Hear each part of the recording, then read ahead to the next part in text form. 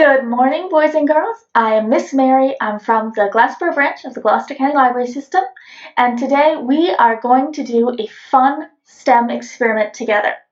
So we are going to make bread in a bag, and by the end of this experiment, you will have a tasty treat.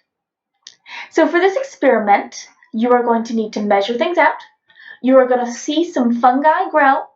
You're going to watch for a reaction, and will actually help create complex amino acids. That's a whole lot of science in a simple loaf of bread. So first, let's get our supplies. You are going to need 3 cups of all-purpose flour.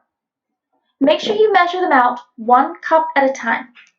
You're going to need 3 tablespoons of white sugar, 1 packet of rapid rise yeast. Now, if you don't have the packet, if you have the jar like I do, you want to use 1 tablespoon. You want to use 1 cup of warm water and a teaspoon and a half of salt. Now, it's a teaspoon, not a tablespoon. The other ones were tablespoons. That one's a teaspoon. And of course, you're going to need a freezer bag to mix it all up in. So, let's go ahead and get started.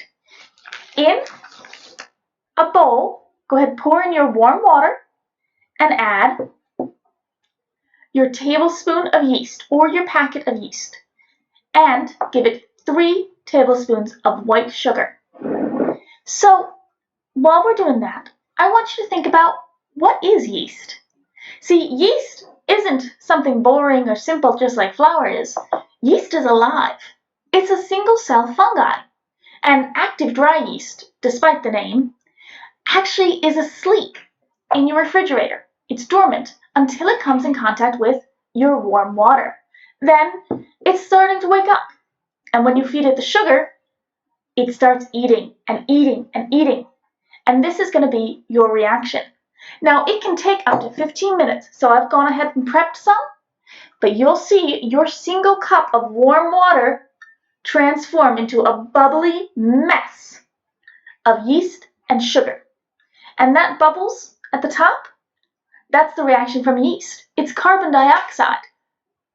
In a way, your yeast is burping. So, once you've activated your yeast, you're going to need your big bag. I'm going to use this bowl here to help me hold the bag up. I'm going to hold the bag in. We're going to add 1 cup of flour. Only 1 cup at a time. And we're going to add our water and yeast mixture. It might be sort of messy and goopy, but that's all right. You're going to squeeze out as much of the air as you can. Squeeze it out. And then mixing, mixing, here we go, mixing, mixing, mixing, mix it all up.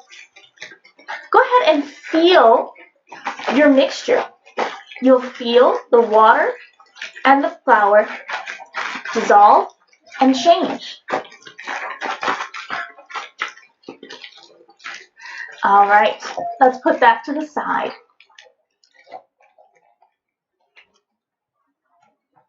Now,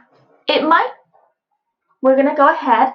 It might take about 10 minutes, but you will see bubbles start to form in your bag. I'm going to try to show you those bubbles now. See them? Those bubbles are from the yeast and the carbon dioxide. The more bubbles you have, the higher your loaf is going to rise, which will make your bread extra fluffy. All right. Why do you think it was important to use warm water? Well, would you water your plants at home with boiling hot water? No, of course not. They'd die. Would you water them at home with ice cold water? No. So yeast is a fungi, kind of like a plant, just a very tiny plant that you can't quite see. So we use warm water because it helps the fungi to grow the best. All right, so we've given our bag a little time to settle. Now we're going to go ahead and add our butter that's been melted in the microwave. You want 1/4 cup of butter and go ahead and put it in the microwave for about 30 seconds. This will melt it without making it pop and splatter all over your microwave, because we wouldn't want to make a mess. Well, most of the time. So you go ahead and pour that into your bag, and we're going to add 1 more cup of flour. As you add the flour to your mixture, every time you add flour, you're going to feel that it changes a little bit. And whoops! Sorry, my bag didn't seal properly on me. Look out for that. Mixing, mixing, here we go. Mixing, mixing, mixing, mix it all up. As you mix and add more and more flour, you're going to feel your dough changes. Observation is part of science. How does it feel to you? Is it different? Is it tougher to mix? We'll find out. All right. So for our last thing, we are going to add our last cup of flour and our 1.5 teaspoons of salt. So we've got our salt. We've got our teaspoons. Make sure you measure carefully. You want it to be totally flat on top. That's 1 teaspoon. And I'm going to find the spoon for 1/2 teaspoon. Here we go. And we're going to mix this right into the bag.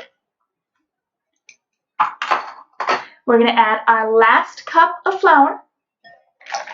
In it goes. You'll see that your dough doesn't look like water anymore. It almost kind of looks like Play-Doh. And that's about the consistency that we want it to be. So, push out as much of the air as you can from your bag and seal it up. And then mixing, mixing, here we go, mixing, mixing, mixing, mix it all up. You can mix it as much as you'd like. Now, I've found my cutting board and I've put down flour on it to make sure the dough doesn't stick to the cutting board. Right now, your dough is going to be really, really sticky. But as we knead it, it'll become less sticky. You may want to put flour on your hands as well, so that your hands don't get stuck to it. So we're going to take our bag of dough. Go ahead and smell it. Observation's part of science. What does it smell like? Does it already smell like bread? We haven't even started baking it yet, but it smells like bread. So we're going to just scoop it out.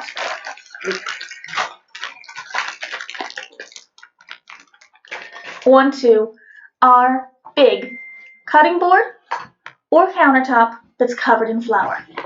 And we're going to pull it apart and stretch it together, and pull it apart and stretch it together. Why do you think this is important? Kneading is something people have done for a very, very long time. It's very important to make bread. In fact, you can't make it without it, because this is the biggest part of science in making bread. When you're pulling it apart and stretching it together, and pulling it apart and stretching it together, you are lining up all the proteins inside your bread flour. Those proteins are called gluten. Now, when you pull them apart and stretch them together, you're changing them from being a mixed up, knotted up pile to being a matrix, kind of like a net. And that net is going to catch all of the carbon dioxide that the fungi, that is your yeast, is making. That way, your bread fluffs up and up. So, this part is very messy, and I hope you have a lot of fun with it, but you only want to knead it for about 5 to 8 minutes. If you knead it for too much longer than that, your bread will get tough and stuck together, and it won't rise very well at all. So, I'm going to go ahead and knead this for about 5 minutes. In the meanwhile, let's take a little break. So, after we've kneaded our bread for about 5 to 8 minutes, we should have doughy hands And we should have dough that's ready to rise. So we're going to put our dough, whoops, sorry, dropped it, into our big bowl from the beginning. Plop. It's going to stretch. Boop. Try to get as much dough off your hands as you can. Then you want to cover your big bowl with a warm, wet towel. Remember that warm water and damp helps the fungi to grow. So we're going to help our yeast grow and grow and grow, and you're going to see your dough double in size.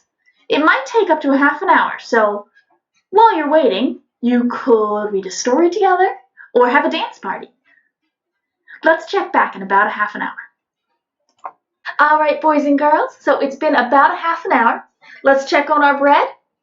You'll see it's gotten quite a lot bigger. It should have doubled in size, and if you poke it, your finger will leave an impression. Now, we want to be very gentle with this bread because it's full of bubbles and we don't want to pop those bubbles. So you're going to need to get a pan ready.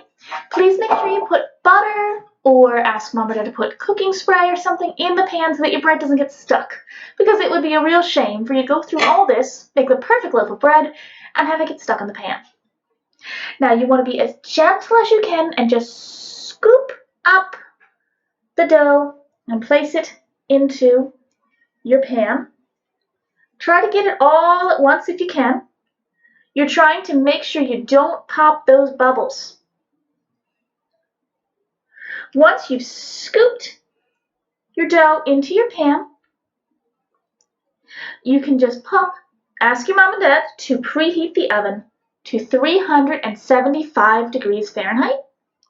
And you want to place your newly made bread in the oven for about a half an hour or until the top turns golden brown. Don't worry if your bread doesn't look terribly pretty when it's in the pan. It's probably going to look like a sticky, lumpy mess. But when it comes out, it will taste delicious. All right. Now, today we managed to measure out our ingredients. We learned about measuring as a science. We saw our yeast grow. That was our fungi. We saw it react. We had those carbon dioxide bubbles from the yeast eating the sugar. And we made our complex amino acids, which is what's making our dough so sticky now. I hope you had a lot of fun with our STEM is Fun activity, and I hope you have delicious bread. If you'd like, go ahead and share a picture of your bread to our Facebook. We'd love to see what you make. Bye-bye.